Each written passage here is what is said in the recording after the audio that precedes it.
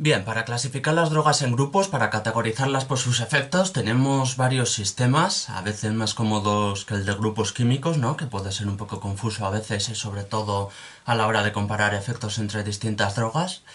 Existen muchos intentos de clasificar las drogas y muchos profesionales que lo han intentado. Podríamos mencionar unas cuantas, pues la división de Lewin, por ejemplo, es un poco útil para la antigua que es. Pero bueno, yo creo que la forma más sensata de categorizar las drogas en grupos y más o menos entender así un poco sus efectos es dividiéndolas en tres categorías: estimulantes, depresoras y alucinógenas. Explicando un poco lo básico de los grupos, que además coinciden con los usos que tienen las drogas en general, ¿no? Con qué se busca al consumirlas. Las drogas estimulantes o excitantes, energizantes, pues eso, son las que dan estimulación, excitación, resistencia al cansancio, resistencia al sueño, ganas de hacer cosas, las que producen actividad, vamos. Las depresoras, relajantes, tranquilizantes, vendrían a ser lo contrario en muchos aspectos de las drogas estimulantes, ¿no? Las drogas depresoras vendrían a ser, pues eso, drogas que relajan, que alivian el dolor, que alivian las sensaciones negativas, drogas que dan somnolencia, drogas que dan ganas de quedarse tirado en un sofá. Además, así podemos ver algunas de sus características. Por ejemplo, lo normal es que el síndrome de abstinencia de las drogas estimulantes sea efectos depresores del sistema nervioso, mientras que el síndrome de abstinencia de las drogas depresoras es precisamente eso, estimulante, nerviosismo, ansiedad.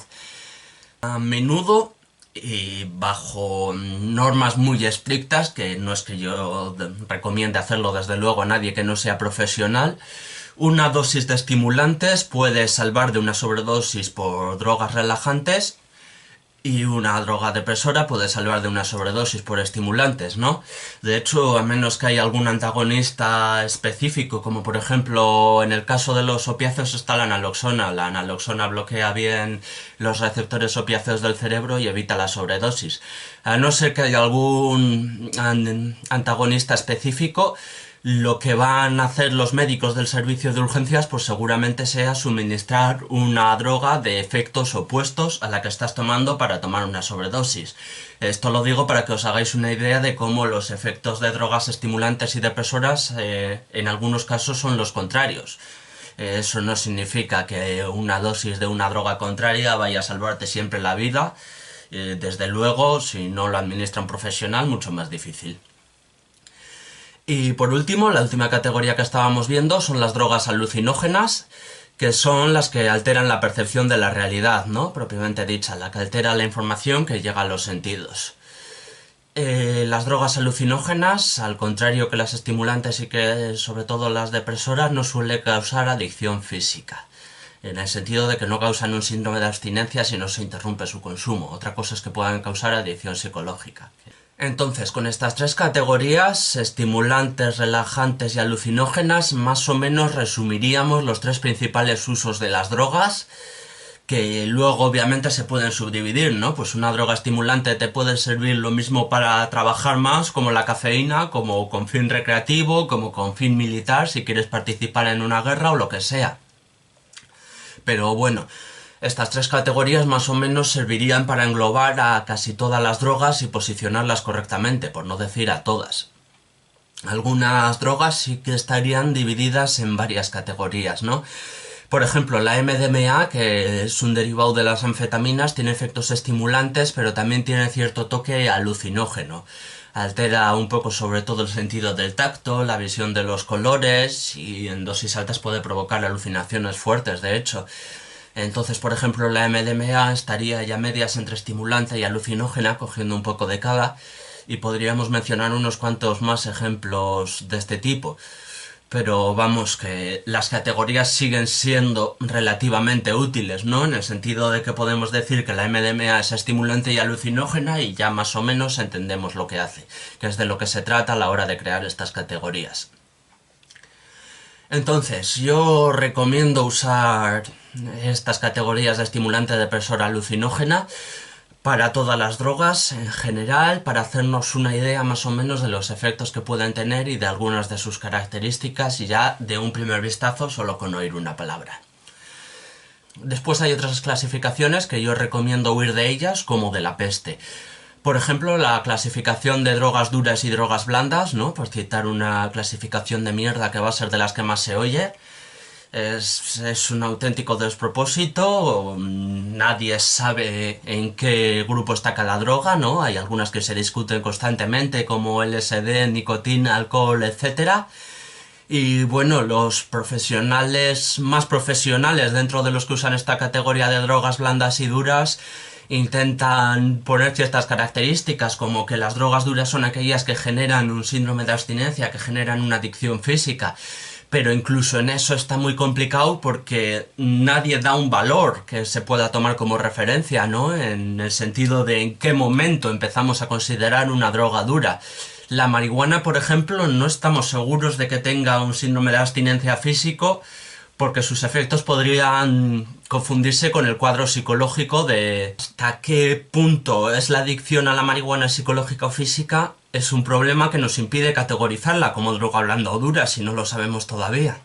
Una vez podemos meter una droga ya en una de estas tres categorías que decía, ya más o menos nos hacemos una idea inicial de sus efectos. Para considerar también los efectos de cada droga hay que tener en cuenta otras cosas, y para eso está la teoría del triángulo de Zimberg, bastante útil, que puedo explicar aquí un poco por encima para hacernos una idea.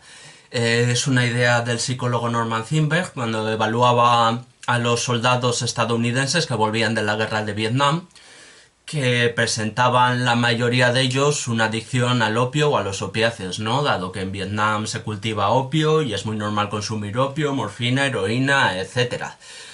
De hecho, eso da para muchas historias, por ejemplo, la de cuando vaciaban las tripas de los soldados muertos y metían opio dentro para repatriarlo a Estados Unidos. Así podían llevar el opio porque nadie miraba dentro de los cadáveres de los soldados. Da para muchas historias, pero no nos desviemos. Y vamos un poco al grano. Norman Zimberg observó que al volver de Vietnam, al regresar a su entorno en Estados Unidos, la mayoría de soldados no tenía problemas para abandonar su adicción al opio y a los derivados del opio.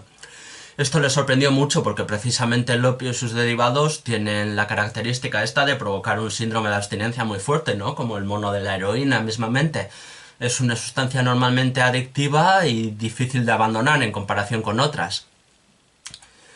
Pero Zimmerman observó que al cambiar el entorno, al cambiar las condiciones en las que estaban aquellos soldados y que ya no tenían que enfrentarse a la guerra y que volvían a su hogar, ya no tenían problemas para abandonar esa adicción.